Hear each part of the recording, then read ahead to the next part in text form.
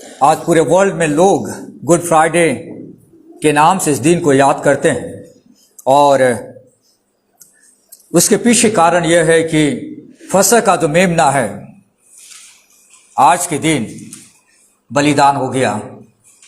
जो इस्राएली प्रजा थी वे साल में एक बार फसह का पर्व मनाया करते थे और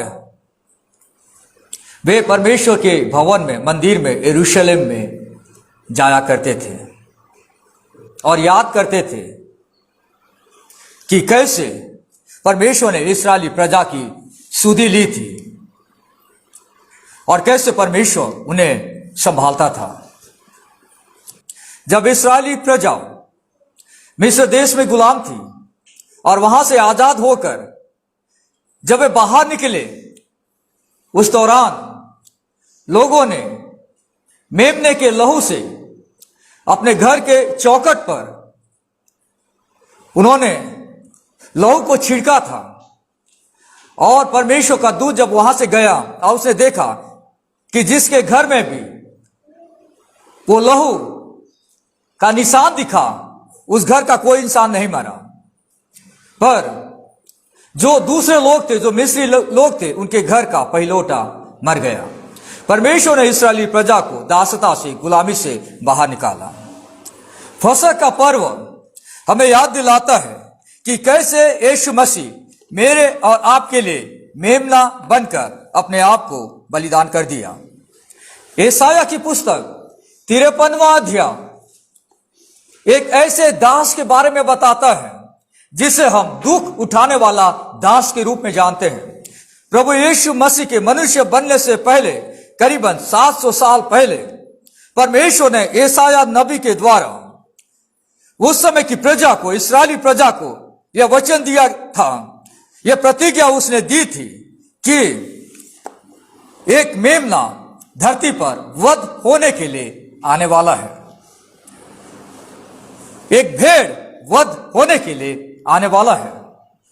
यशायाह की पुस्तक 53वां अध्याय का जो थीम है, जो शीर्षक है, वो है दुख उठाने वाला दास या दुख उठाने वाला सेवक या the suffering servant of God.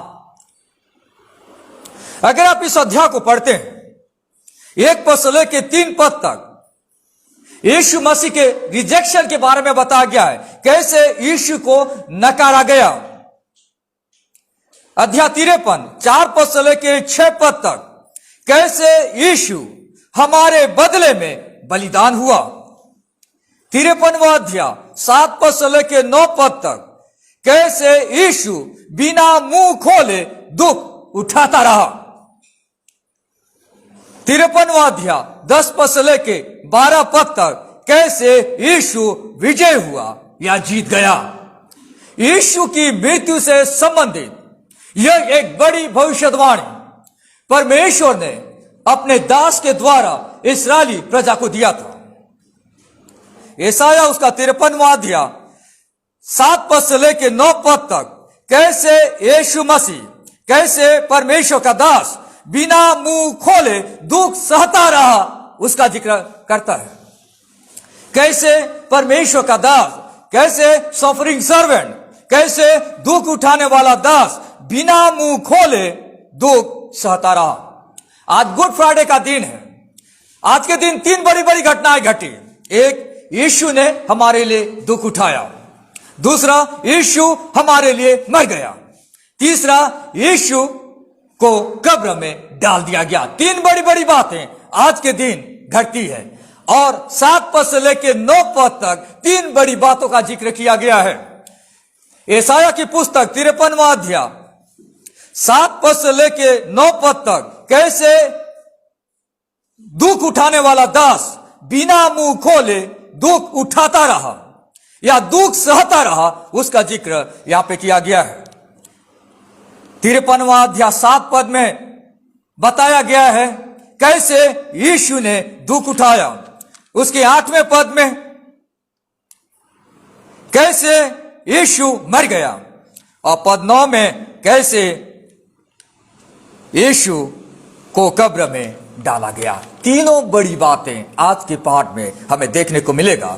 इसलिए आइए हम समझने का प्रयास करेंगे 53वां अध्याय उसका पद 7। यहां इस प्रकार लिखा है, वो सताया गया तो भी वो सहता रहा और अपना मुंह न खोला, जिस प्रकार भेड़ वध होने के समय और भेड़ी ऊन कतरने के समय चुपचाप शांत रहती है, वैसे ही उसने भी अपना मुंह न खोला।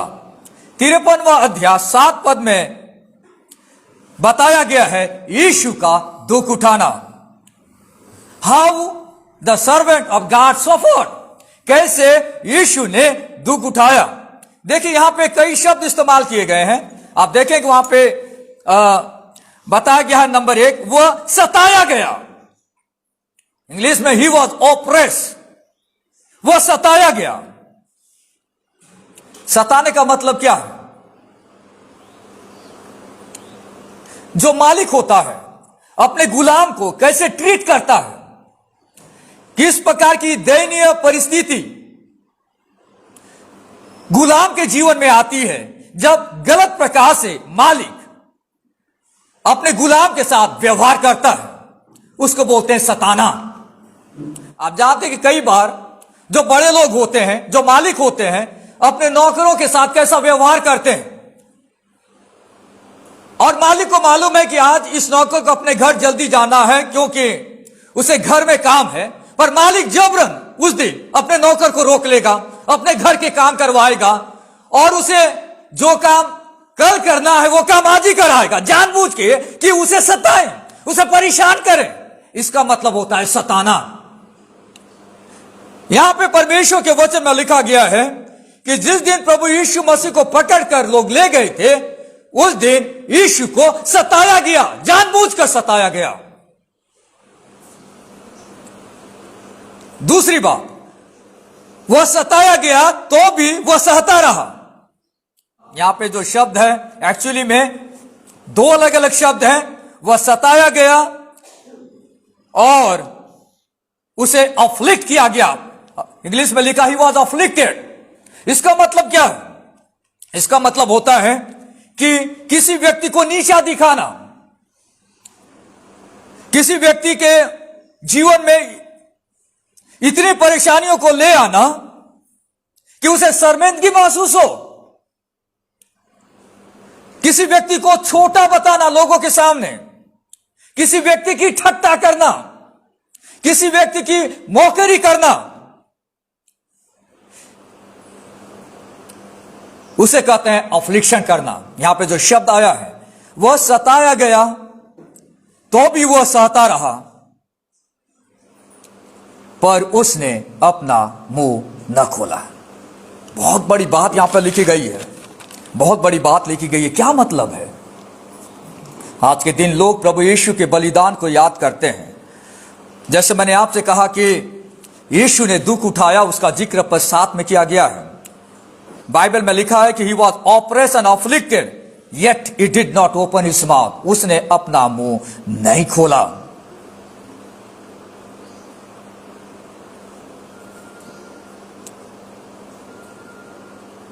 जब किसी व्यक्ति के जीवन में दुख आता है,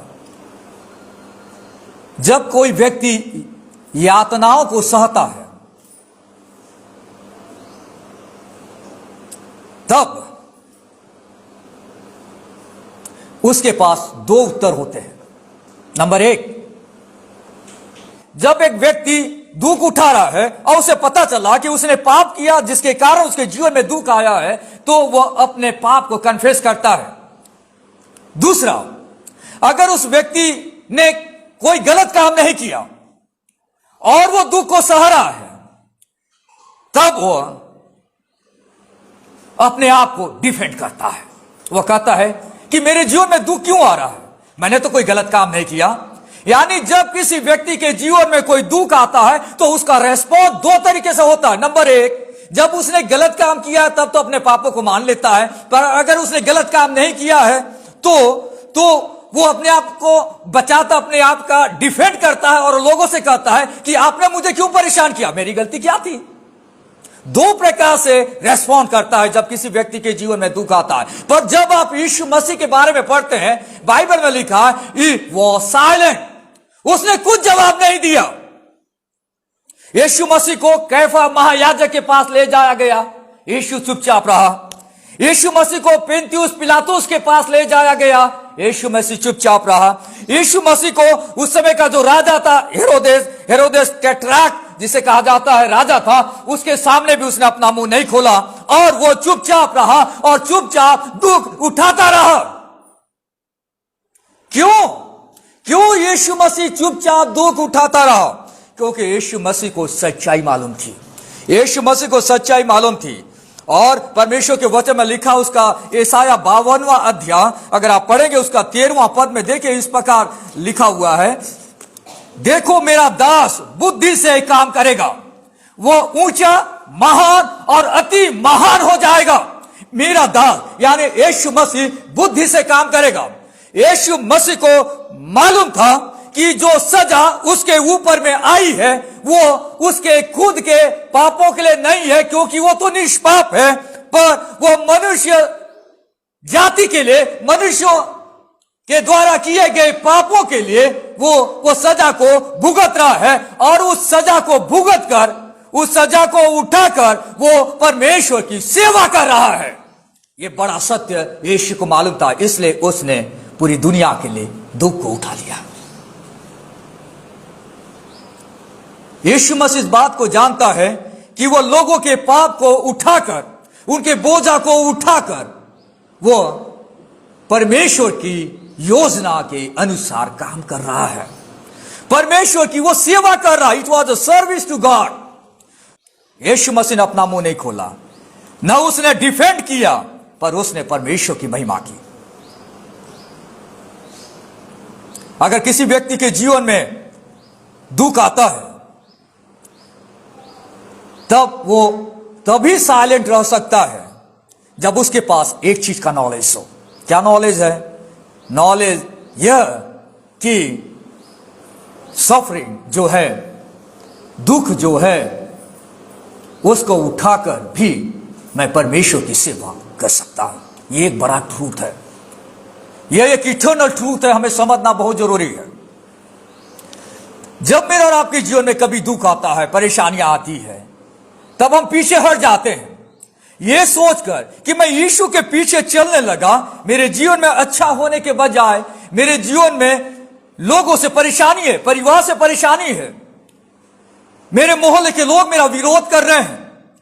अगर आप ये सोचकर पीछे चले गए तो आप परमेश्वर की सेवा करने से पीछे हट जा रहे हैं। यीशु मसीह को सारी बातें मालूम थे, यीशु मसीह के साथ अत्याचार हुआ, यीशु मसीह के साथ बहुत दुख की घटना घटी, फिर भी वो मुंह नहीं खोला और दुख को उठाता रहा, क्योंकि उसे एक बात का जानकारी थी, उसे एक बात का नॉलेज था कि वो दुख उठाकर परमेश्वर की सेवा कर रहा है। देखिए यहां पे क्या लिखा हुआ है, वहां लिखता है कि जिस प्रकार भेड़ वध होने के समय और भेड़ी ऊन कतरने के समय चुपचाप शांत रहती है, वैसे ही उसने भी अपना मुंह न खोला। Like a lamb to the slaughter, a lamb या मेमना, एक भेड़ वध होने के लिए ले जाया जाता है। आप जानते हैं जब भेड़ को ले जाया जाता है उसे वध करने के लिए, तब वो चुपचाप रहता है। जब भेड़ को वध होने के लिए और भेड़ी को ऊन कतरने के लिए ले जाया जाता है, तब वे चुपचाप शांत रहती है, चुपचाप चले जाते हैं, चुपचाप चले जाते हैं, चुपचाप वे चले जाते हैं। क्या इसलिए यीशु मसीह चुपचाप रहा कि वो असहाय था या ही वॉज हेल्पलेस, वो कुछ नहीं कर सकता था जब उसे लोग क्रूस काट पे ले जा रहे थे? नहीं, सारी बातें यीशु की इच्छा के अनुसार हो रही है। बाइबल में लिखा है कि यीशु ने स्वेच्छा से अपने प्राण को दे दिया। वो चुपचाप था पर हेल्पलेस नहीं था कि कुछ नहीं कर सकता था। जैसे लैम को या भेड़ को वध होने के लिए ले जाया जाता है, वैसे ही वो चुपचाप रहा। दूसरा लिखता है कि भेड़ी को ऊन कतरने के समय चुपचाप रहना पड़ता है। जब भेड़ी से निकाला जाता है, यानी उसका ऊपर का कवच जो है उसे निकाला जाता है, उसके बाद उसे बुनकर स्वेटर तैयार किया जाता है। यहां पे भेड़ी का उदाहरण बताया गया है। यीशु मसीह कैसे शांत रहा? एक तो भेड़ जब उसे वध करने के लिए ले जाया जाता है, दूसरा भेड़ी ऊन कतरने के समय चुपचाप रहती है, वैसा ही यीशु चुपचाप रहा। ऊन कतरने का मतलब यह है कि यीशु मसीह के जीवन में एक ऐसा पल आया जब यीशु मसीह का जो बॉडी था, जो शरीर था, उसके ऊपर जो कपड़ा था, बाइबल में लिखा कपड़ा उतार दिया गया। आप बाइबल में आप पढ़ेंगे यीशु का कपड़ा को उतार दिया गया और यीशु चुपचाप देखता रहा। यीशु ने दुख सहा, यीशु ने दुख सहा, जिसका जिक्र परमेश्वर के वचन में दिया गया है। पर हम क्या देखते हैं? यीशु की प्रतिक्रिया क्या थी? यीशु चुपचाप रहा। His response was amazing silence. उसके पास पेशेंस था, उसके पास एक्सेप्टेंस था, उसने ग्रहण किया। मेरे प्रियो, मेरे और आपके जीवन में भी कई बार इस प्रकार की परिस्थितियां आ सकती है, पर अगर हम ये सोचें कि हमारे जीवन में जो कुछ भी होता है परमेश्वर की योजना के अनुसार होता है, तब मैं और आप परमेश्वर के साथ परमेश्वर की आराधना करते हुए बढ़ सकते हैं। 53वां अध्याय 7 पद में हमने देखा कैसे यीशु दुख उठाया। 8वें पद में कैसे यीशु मर गया। न सिर्फ उसने दुख उठाया पर बलिदान भी हुआ। हमारे पापों के लिए वो मर गया। देखिए 53 उसका 8वां पद में लिखा है, अत्याचार करके और दोष लगाकर वे उसे ले गए। उस समय के लोगों में से किसने इस पर ध्यान दिया कि वह जीवितों के बीच में से उठा लिया गया? मेरे ही लोगों के अपराधों के कारण उस पर मार पड़ी। लोगों ने यीशु पे अत्याचार किया, उस पर दोष लगाया जिसका कोई आधार नहीं था, और उसे ले गए। और यहां पर लिखा है वह जीवितों के बीच में से उठा लिया गया, यानी यीशु की मृत्यु हुई। लोगों ने यीशु को मार दिया, यीशु बलिदान हो गया। He was cut off out of the land of living. Land of living मतलब जिस संसार में मैं और आप रहते हैं, जीवितों के बीच में से उठा लिया गया, यानी यीशु को मार दिया गया। कैसे यीशु मर गया उसका जिक्र यहां पे किया गया है। न सिर्फ यीशु मसीह को मरने के लिए ले जाया गया, पर यीशु मसीह को मार दिया गया। आज के दिन में जीवितों के बीच में से उठा लिया गया। क्यों? मेरे ही लोगों के अपराधों के कारण उस पर मार पड़ी। हमारे पापों और हमारे अपराधों के कारण में यीशु मसीह मर गया। इस इंग्लिश में सब्स्टिट्यूशनरी अटॉनमेंट कहा जाता है। इसका मतलब यह होता है मैंने पाप किया, मुझे मरना था, मेरे बदले में यीशु उस जगह पे मर गया जिससे कि मैं पाप से आजाद हो सकूं। और यहां पे हम देखते हैं यीशु मसीह मर गया। यहां पे यीशु मसीह मर गया हमारे पापों के लिए, हमें पापों से मुक्ति दिलाने के लिए और अपनी धार्मिकता हमें देने के लिए यीशु मसीह मर गया। दूसरी बड़ी बात, यीशु मसीह मेरे और आपके लिए मर गया। यहां पे लिखता है कि मेरे ही लोगों के अपराधों के कारण में उस पर मार पड़ी। मेरे पापों के लिए, आपके पापों के लिए यीशु मसीह मर गया। और तीसरी बात हमें पद 9 में देखने को मिलता है, वह यह है कि मरने के बाद यीशु को कब्र में डाल दिया गया। यीशु का दुख उठाना, यीशु का मर जाना और यीशु का कब्र में डाला जाना, तीनों बातें आज के दिन घटती है। तीसरी बड़ी बात यहां लिखता है कब्र में डाल दिया गया। पद 9 में लिखा है उसकी कब्र भी दुष्टों के संग ठहराई गई और मृत्यु के समय वह धनवान का संगी हुआ। यद्यपि उसने किसी प्रकार का उपद्रव न किया था और उसके मुंह से कभी छल की बात नहीं निकली थी। उसकी कब्र भी दुष्टों के संग ठहराई गई और मृत्यु के समय वह धनवान का संगी हुआ। परमेश्वर के वचन में लिखा है मृत्यु के समय वह धनवान का संगी हुआ। ये जो लोग थे जिन्होंने यीशु को मारा, वे चाह रहे थे कि यीशु मसीह को जिस प्रकार दुष्टों के संग क्रूस काट पे टांग दिया है, उसी प्रकार इन दूस लोगों के लिए जो कब्र बनाई गई है, उसी कब्र के आसपास यीशु मसीह को भी डाल दिया जाए। उस समय के जो अथॉरिटीज थे उन्होंने प्लान किया, उस समय के जो धार्मिक गुरु थे उन्होंने प्लान किया, रोम की सरकार ने प्लान किया, पर प्लान सफल नहीं हो सका। उन्होंने सोचा कि हमने यीशु मसीह को दो कुकर्मी लोगों के बीच में डाल दिया है, इसलिए अब हम दोनों को ले जाएंगे यीशु मसीह के साथ और तीनों को एक साथ कब्र में डाल देंगे। ये उन्होंने योजना बनाई थी, पर सफल नहीं हो पाया। क्यों सफल नहीं हो पाया? क्योंकि यीशु मसीह के बारे में यहां पे ऑलरेडी बताया गया था कि मृत्यु के समय पर धनवान का संगी हुआ। जब आप नए नियम को पढ़ते हैं, मत्ती रचित सुसमाचार पढ़ते हैं, तब आपको पता चलता है कि यीशु मसीह की मृत्यु होने के बाद उस समय का एक बहुत बड़ा धनवान व्यक्ति जिसका नाम यूसुफ था, उसने उसकी लौट को मांगा था, और जो कब्र उसने अपने लिए बनाई थी, उस कब्र में उसने यीशु मसीह को रखा। मत्ती रचित सुसमाचार 27वां अध्याय 57 पद से लेकर 59 पद तक इस बात का जिक्र किया गया है। अगर आप यहां पे पढ़ेंगे तब आपको पता चल पाएगा। 27वां अध्याय 57 पद से लेकर उसके 59 पद तक यीशु का गाड़ा जाना का जिक्र किया गया। जब सांझ हुई तो यूसुफ नाम अरिमतिया का एक धनी मनुष्य, जो आप ही यीशु का चेला था, आया। पुराने नियम में जब ये बातें लिखी गई थी भविष्यवाणी के तौर पे, लोगों को समझ में नहीं आया था कि ये कैसे हो सकता है। 700 साल बाद जब परमेश्वर इस धरती पर आएगा, जब यीशु मसीह को लोग क्रूस काट पे चढ़ा देंगे और जब यीशु की मृत्यु हो जाएगी, उसके बाद वो धनवान का दोस्त बनेगा। किसी को नहीं मालूम था, पर अक्षरशः बोलते हैं हम लोग, एक एक शब्द जैसा यीशु के बारे में बताया गया था, वैसा ही 700 साल के बाद जब यीशु मसीह मनुष्य बनकर इस धरती पर आया और उसे कब्र में डाल दिया गया था, उस समय एग्जैक्टली वैसा ही हुआ।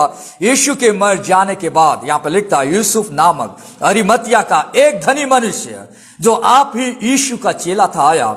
उसने पिलातुस के पास जाकर यीशु का शव मांगा। इस पर पिलातुस ने दे देने की आज्ञा दी। यूसुफ ने शव लिया, उसे उज्जवल चादर में लपेटा और उसे अपनी नई कब्र में रखा, जो उसने चट्टान में खुदवाई थी, और कब्र के द्वार पर बड़ा पत्थर लुढ़का कर चला गया।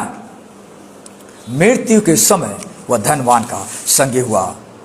ऑनरेबल बरियल जिसे हम कहते हैं, एक सम्मानीय तरीके से यीशु को जमीन में गाड़ दिया गया।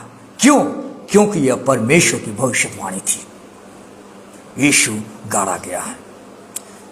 आज हमने देखा 3 बड़ी बड़ी बातें जो आज के दिन यीशु के जीवन में घटी थी। नंबर 1 में हमने देखा था यीशु का दुख उठाना।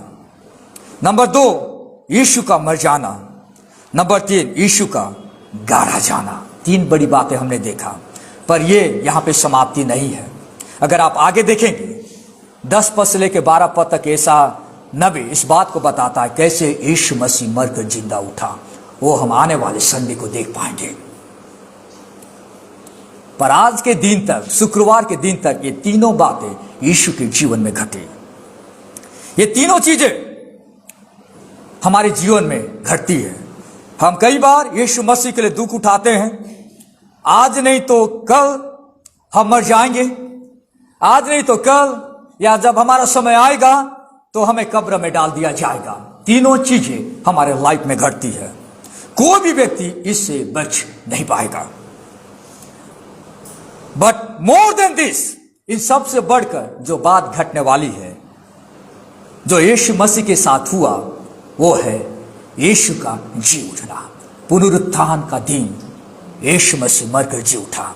वैसे ही हर विश्वासी जब वो प्रभु में सो जाता है, जब यीशु मसीह आएगा तो वो जी उठेगा।